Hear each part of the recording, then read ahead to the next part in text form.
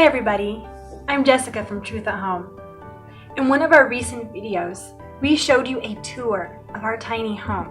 So basically, we showed you how 9 people live in a double-wide manufactured home.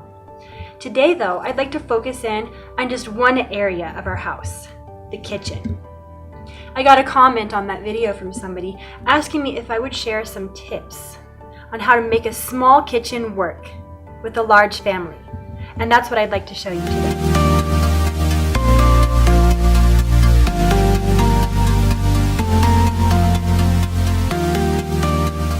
My first tip for managing a small kitchen with a large family is to have a designated spot for your paperwork.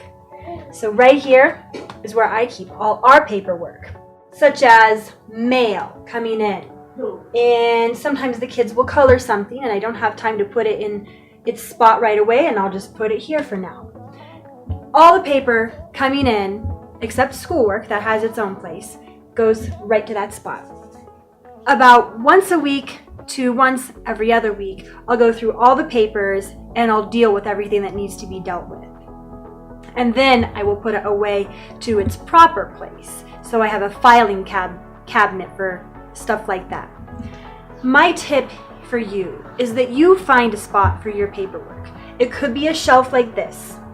It could be a cute basket that you find, or a cute box. It could even be one of those file holders, one of those upright file holders that you find in the office area of the store.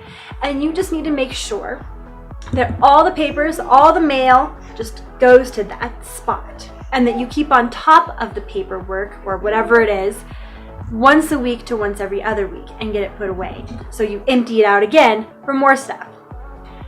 That's tip number 1. If you'll follow me this way, I'll share with you my tip number 2.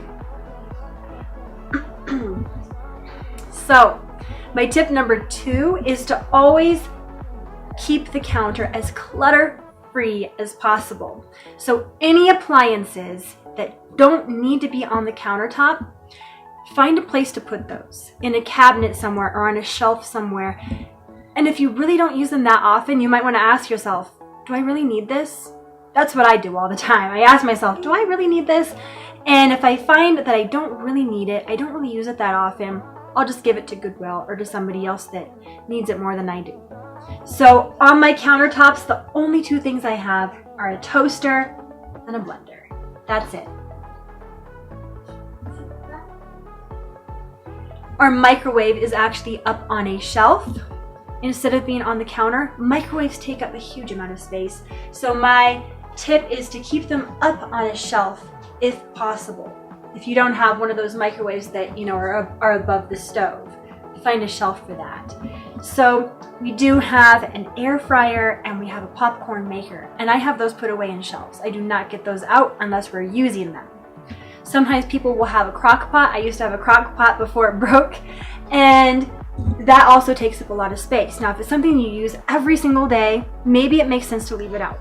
Otherwise, just like you would do with your pots and pans, find a place that you can put the crock pot away in a cabinet, or even maybe in your stove if you don't use your stove a whole lot. Oven. So you could just put it away in your oven and then take it out when you need to use it. Let's see, that was tip number 2, keeping appliances put away and keeping your counter clutter free. If there's something that you don't need, just get rid of it. Only keep out the stuff that you really, really need. So if we'll go this way, I'll show you our sink.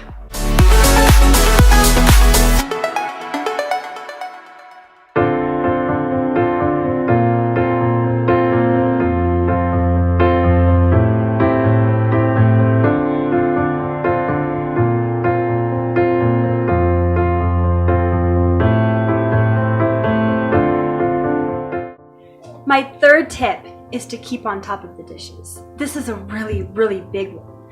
Even if you have a little bit of clutter here and there on your countertop, if your sink is full of dirty dishes, your kitchen is going to seem a lot more messy. So keeping on top of the dishes is a very important thing. So after every meal, we have a child whose job it is to do the dishes, and they rinse the dishes, they wash the dishes, they put them to dry on the rack, and if we have time, they even dry the dishes off and just put them away so we don't have that many dishes on our counter or in our sink. That is a very, very important tip, keeping on top of the dishes.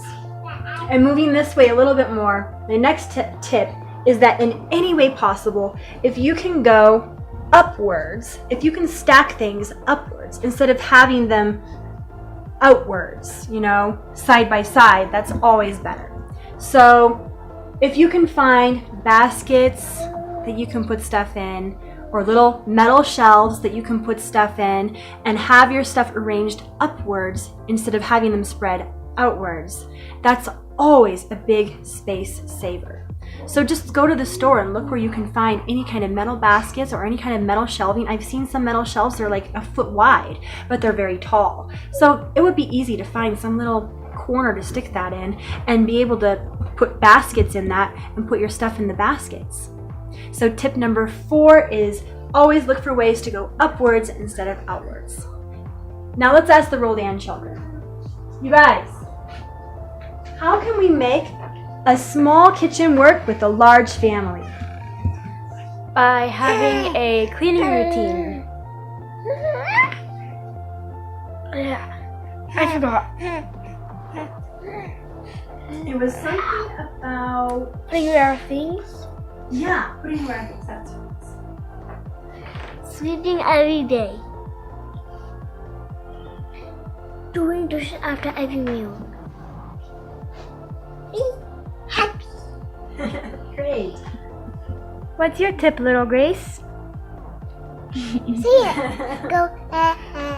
All right. I hope those tips helped you. Have a great day, everybody. Bye. Everybody, bye.